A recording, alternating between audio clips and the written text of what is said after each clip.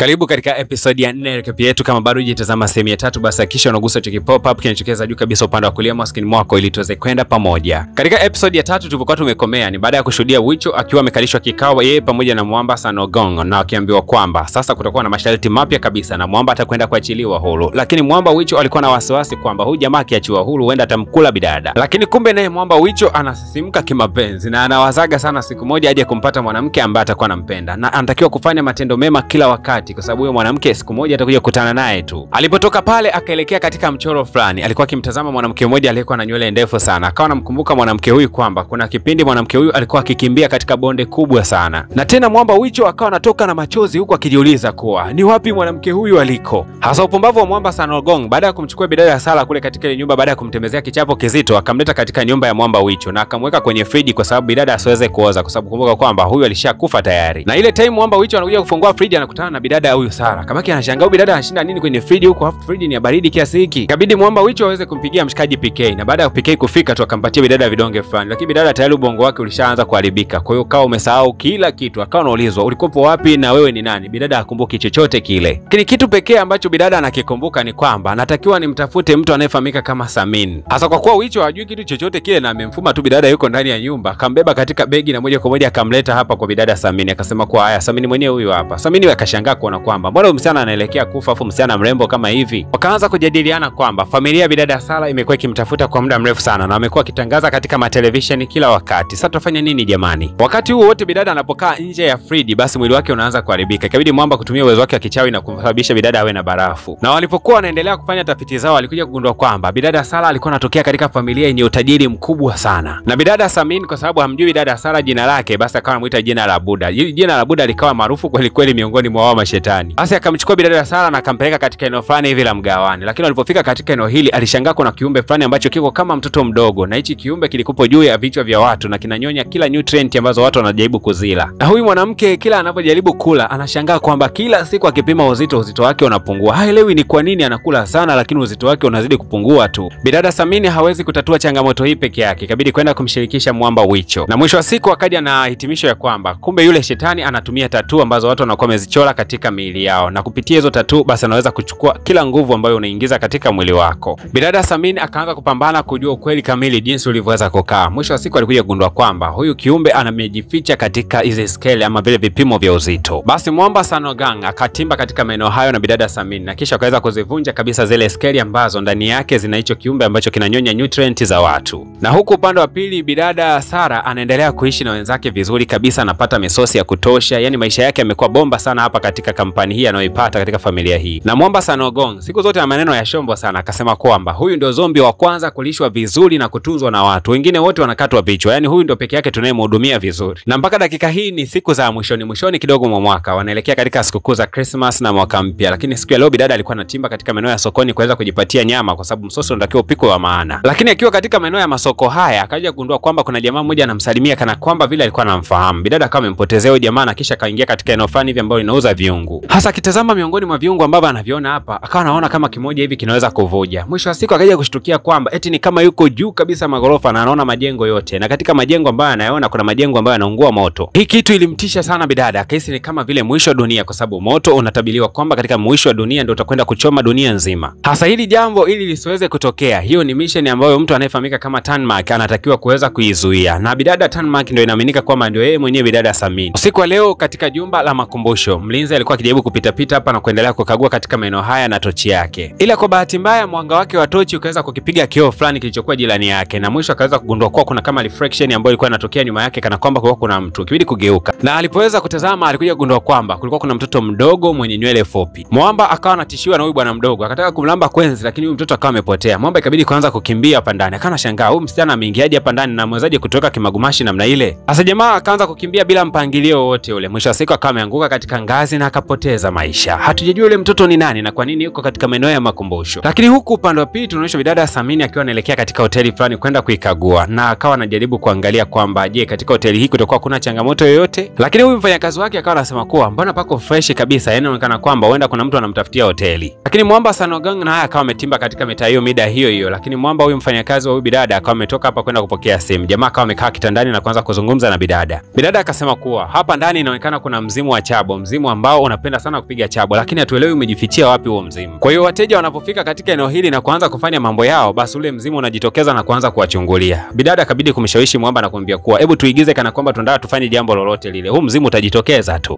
Bwana wewe. Basi harakati za kuanza kushikana zikaanza, mzimu huo ukanyenyuka. Kuna watu katika mitatu nao ni kama mizimu hivi, lakini binadamu wa kawaida. Kumbe wapiga chabo wote wakifa wanakuja kuwa mizimu wa chabo. Mwamba Sanogong haraka sana akamshughulikia huyu mzimu, lakini kwa bahati mbaya alikuja kugundua kwamba kuna CCTV kamera zilikuwa zimetegwa katika mitaa hii, na wao wameweza kugundulikana wakiwa wanataka kufanya matukio fulani, ikiwa wao waliagizwa kuja kufanya kazi hapa. Yaani sisi tumewalipa muje kufanya ukaguzi wa mizimu hapa ndani, alafu nyinyi mnakuja kufanyia mapenzi katika vitanda vyetu na wapeleka polisi. Mwamba kaenda kumzuia huyu mmiliki na kumwambia kuwa sio kama tulikuwa tunafanya hivyo, sisi tulikuwa tunamzuga huyo mzimu ili aweze kujitokeza tuweze kumshughulikia bana. Lakini kile kitendo cha wao wawili kuanza kuigiza kana kwamba wanataka kufanya tukio kikawa kimemsisimisha sana huyu jamaa, na akajikuta tu anamtazama bidada na anaona aibu fulani hivi. Bidada akawa anamuuliza Mwamba, hivi wewe ni kitu gani unachokipenda zaidi? Jamaa akasema kwamba napenda sana kula strawberry, lakini napenda sana rangi ya kijani. Yaani kiufupi acha tu ninyoshe wazi kwamba mimi ni mwananchi piwa yani. Lakini bidada akaduaa na kusema kuwa mbona ndio vitu ambavyo hata mwenyewe navipenda, mwenyewe napenda sana rangi ya kijani, mimi mwenyewe ni mwananchi piwa yani. Ikabidi Mwamba amwahidi bidada kuwa kama anapenda rangi ya kijani basi atakuja kuibadilisha dunia siku moja na yote itakuja kuwa ya kijani. Tukitoka hapo tunaelekea moja kwa moja kwa Mwamba Uwicho akiona bidada Buja ambaye ni Sara. Siku ya leo bidada Sara alikuwa akitazama katika screen na kuona kuwa kuna mashindano yalikuwa yanafanyika. Wakati huo akasimama mbele ya Mwamba Uwicho na kuanza kudance. Mwamba Uwicho alishangaa kuona kwamba bidada anaweza kudance, kumbe bidada alicheza sana, akayasakata mauno kweli kweli, na mwisho wa siku akajikuta mpaka anachapa msamba mpaka chini. Mwamba akaenda kumpatia vidonge vingine na kumwambia kwamba nimependa sana show yako, ningependa kukuona zaidi na zaidi, hebu kumbe hivyo vidonge ili usiharibike kabisa. Kimbi bidada Buja ama Sara akamuuliza, hivi ni nani yule pale ambaye umemchora katika ukuta? Mwamba akasema kuwa huyu ni mwanamke ambaye alikuwa ni princess katika kipindi hicho. Kuna makosa amewahi kuyafanya na hayo makosa ndio yafanya anamsababisha aendelee kuteseka mpaka dakika hii. Bidada akauliza ni adhabu gani ambayo huyo mwanamke amepewa? Jamaa akasema kuwa amepewa adhabu ya kufa na kuzaliwa tena. Amekufa na kuzaliwa tena. Yaani kiufupi ni kwamba ni mtu wa kufa na kuzaliwa tu, ndio kama adhabu aliyopewa. Na Mwamba baada ya kuona kwamba Buja ana kipaji kizuri sana cha kucheza, basi akamwalika PK na kumwambia kwamba ampeleke Buja katika sehemu ambayo wanafundisha mambo ya kucheza cheza hivi. Lakini bidada akiwa katika maeneo haya akaanza kukumbuka kwamba yeye ndo alikopogi mwalimu katika eneo hili la kudance. Wakati anatembea katika maeneo hayo, ghafla tu kumbukumbu zake za matukio ya nyuma zikaanza kumrudia. Pia alikuwa amemwona mwanaume mmoja ambaye alikuwa ametumika kwenda kumzika siku ya jana, akaanza kumkumbuka. Akazidi kumtazama yule Mwamba alikuwa anaenda kumzika kipindi kile bana mpaka yeye akaweza kufufuliwa. Basi akaanza kuangalia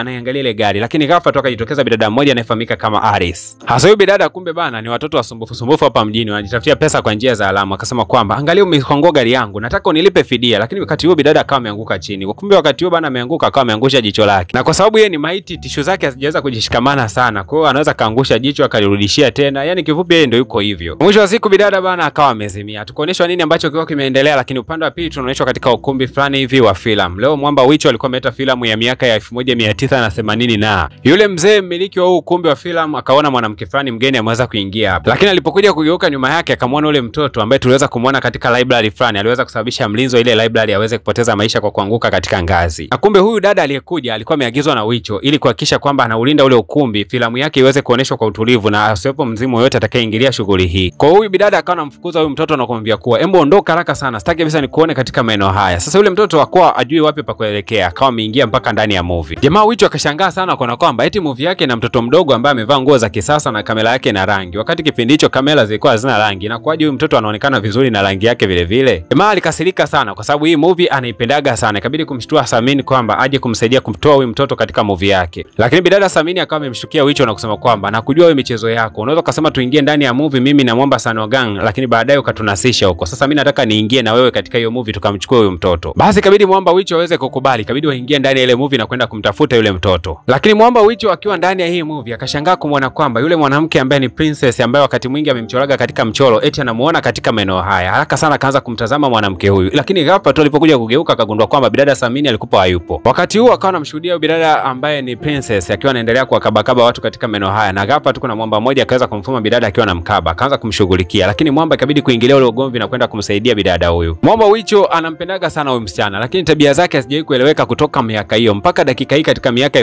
1830 na lakini bado bidada tabia yake ya wizi inaendelea vile vile. Lakini huku katika dunia ya kawaida Mwamba Sanogang alikuwa ameelekea katika maeneo fulani vya library. Ni kama ile sura yule mtoto anaijua. Ikabidi kwenda kuiangalia ile sura mara mbili. Akaja kukumbuka kwamba hii sura ya mtoto aliingia ndani ya movie ni sura ya mwanamke ambaye yuko kitandani sasa hivi anaumwa, lakini ni mtu mzima sana. Kwa hiyo yule mtoto sio mzimu, bali yule mtoto ni nafsi ya huyu bibi ambaye alianzaga kuumwa kutokea alipokuwa mdogo mpaka dakika hii amezeeka ni kwamba nafsi yake ina udogo ule ule na bado yeye anaishi yuko hai katika mfumo wa nafsi. Hasa swali ni moja tu, je, watafanikiwa kwenda kumtoa yule mtoto katika ile movie na watakwenda kumrudisha? Lakini vipi haya maisha ya huyu mama ambaye amelala kitandani kwa zaidi ya miaka 80 akiwa anaendelea kutibiwa tu? Lakini je, vipi mwamba Wicho atafanikiwa kuliwini penzi la bidada ambaye anamsumbuaga wakati mwingi, bidada ambaye ni mwizi, ametokea kumpenda kibaka tu? Tukutane katika episode ya 5 katika yetu nzuri. Kama bado hujagusa alama ya kusubscribe, fanya hivyo ili tukutane katika episode inayokuja.